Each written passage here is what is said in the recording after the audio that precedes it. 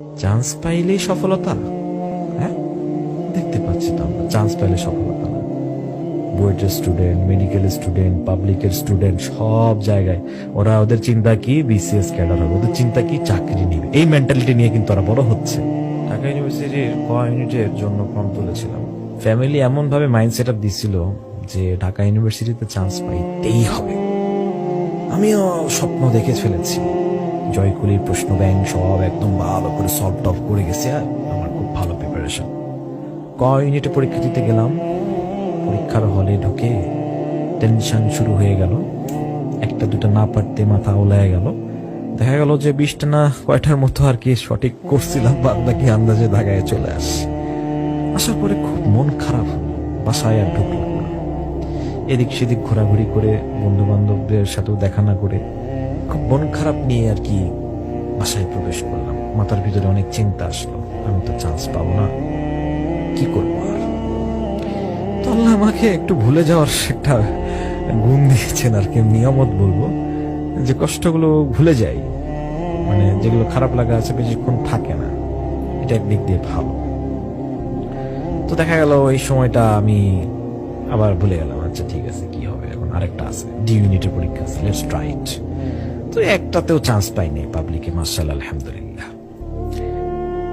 আমি এটাকে ডিমোটিভেট করছি না, আমি তাদেরকে বলছি যারা অ্যাডমিশনের জন্য প্রিপারেশন নিয়েছেন, আপনাদের পিতামাতাদের অনেক আগ্রহের কারণে, নিজেদের আগ্রহের কারণে মনে করেছেন যারা ঢাকা ইউনিভার্সিটির ঢাবিতে যারা পড়ে, বুয়েটে যারা পড়ে, মেডিকেলে যারা পড়ে, সর্বোপরি পাবলিকে যারা পড়ে, তারা খুব স্মার্ট বা তাদের লাইফ একদম শাইন হয়ে যাবে এক নিমিষের ভিতরে। মানে ওখানে যারা চান্স পাবে তারা একদম লাইফ শাইন করতে পারবে, এবং ওদের বাহিরে যারা পড়বে তারা কিচ্ছু করতে পারবে না, বা পড়াশোনা যারা ছেড়েও দিবে তারাও কিচ্ছু করতে পারবে না। এইরকম মেন্টালিটি নিয়ে যারা পরীক্ষা দিয়েছেন এবং কোথাও কোনো চান্স হয় নাই এবং ভাবতেছেন যে এখানেই শেষ, আমি আর সাকসেস হতে পারলাম না, আমি আরেক বছর ড্রপ দেই, আরেক জায়গায় এক্সামিনেশন নেই, অথবা আমার বন্ধু পাইছে আগায় গেল, আমি আর পারলাম না, সমাজে মুখ দেখাবো কিভাবে, বাবা মার কাছে মুখ দেখাবো কিভাবে, এইরকম চিন্তা নিয়ে যে সকল ভাইয়েরা এখনো আছেন এবং এইরকম চিন্তা নিয়ে বিড়ি খাওয়া ধরছেন, গাঁজা খাওয়া ধরতে চাচ্ছেন, এইরকম চিন্তা নিয়ে সুইসাইডের দিকে যাওয়ার চিন্তা ভাবনা করছেন, তাদেরকে বলি এখানে জীবনের শেষ নয়। তথাকথিত পুঁজিবাদী বিশ্ব তাদের এই এডুকেশনাল সিস্টেমটা এমন ভাবে সাজিয়েছে, পদে পদে আপনাকে বুড়ো বানিয়ে দিবে, আপনার কাছ থেকে টাকা খসতে খসতে আপনার পিতামাতার পিঠের চামড়া মানে একদম ঝাঁঝরা করে দিবে, ঠিক আছে, ঘামে ঘুমে মানে পিতামাতার অবস্থা খারাপ হয়ে যাবে, তাদের জুতা ক্ষয়ে যাবে আপনার পড়াশোনার খরচ বেয়ার করতে করতে। তারপরেও আপনি প্রকৃত শিক্ষিত হতে পারবেন না, প্রকৃত সফলতা আপনার ভিতরে আসবে না।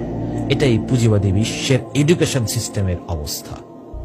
আপনি মনে করছেন যে চান্স পাইলাম না, আমার লাইফ শেষ এখানে? নো, দেখেন না খোঁজ নিয়ে ঢাবিতে পোলাপাইন কি করে, দেখেন না খোঁজ নিয়ে বুয়েটের পোলাপাইন কি করে, সহপাঠীকে মেরে এখন মৃত্যুদণ্ডের আসামি দেখতেই পাচ্ছি, কি লাভ হয়েছে? তাদের লাইফ কি শাইন হয়েছে? দেখতে পাচ্ছেন এরকম অনেক স্টুডেন্ট আছে বুয়েটের বা পুরোপুরি ড্রাগ অ্যাডিক্টেড, এমন অনেক স্টুডেন্ট আছে বুয়েটের বিটেক খাইতে খাইতে অবস্থা খারাপ, 7-8 বছর ধরে পড়ে আছে, কোর্সই কমপ্লিট করতে পারতেছে। ঢাবিতেও আছে এরকম অহরহ। তাহলে চান্স পাইলেই সফলতা? হ্যাঁ, দেখতে পাচ্ছি তো চান্স পাইলে সফলতা। বুয়েটের স্টুডেন্ট, মেডিকেল স্টুডেন্ট, পাবলিকের স্টুডেন্ট, সব জায়গায় ওরা ওদের চিন্তা কি বিসিএস ক্যাডার হবে, ওদের চিন্তা কি চাকরি নিবে। এই মেন্টালিটি নিয়ে কিন্তু ওরা বড় হচ্ছে, এবং দেখা যাচ্ছে যে চাকরির ক্ষেত্রে 3000 কোটা, 4000 কোটা, ক্যান্ডিডেট 5 লাখ, 6 লাখ, 7 লাখ, সবাই চাকরি পাবে? বলেন, সমাজ কি দেখায়? যে চাকরি করে সেই ভালো, সেই বড়, তার অনেক স্ট্যাটাস। আর যে ব্যবসা করে কামায় 1 লাখ টাকা মাসে, 2 লাখ টাকা মাসে, তাকে সমাজ গুরুত্ব দিতে চায় না।